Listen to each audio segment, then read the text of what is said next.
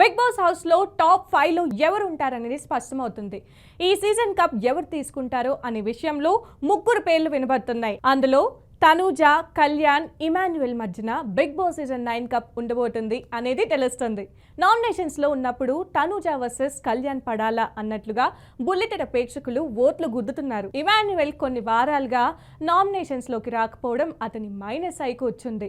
ఇకపోతే ప్రస్తుతం 12వ వారం చివరి కెప్టెన్సీ టాస్క్ కోసం Bigg Boss house mates house లోకి వచ్చి ఇప్పుడున్న 9 మందిపై పోటీ పడుతున్నారు. అలా కళ్యాణ్ పడాలా ఇప్పటికే కంటెండర్ గా నిలిచాడు. అయితే పాత కంటెస్టెంట్ గౌతమ్ అందరినీ కూర్చోబెట్టి మీకు హౌస్ లో ఎవరు ఇష్టం, ఎవరు మీకు పోటీ అని అడిగితే భరణి నాకు తనూజ అంటే ఇష్టం అన్నాడు. కళ్యాణ్ పడాలా మళ్ళీ తనూజ వల్లే నేను గేమ్ నేర్చుకున్నా, ఇప్పటికీ ఏది తప్పో ఏది ఒప్పో నాకు చెప్పేది తనూజానే, నాకు ఆమె ఇష్టం అన్నారు. తనూజ మీకు హౌస్ లో ఎవరు పోటీ అనుకుంటున్నారని గౌతమ్ అడిగితే నాకు నేనే పోటీ అంటూ కాస్త ఓవర్ కాన్ఫిడెన్స్ చూపించింది.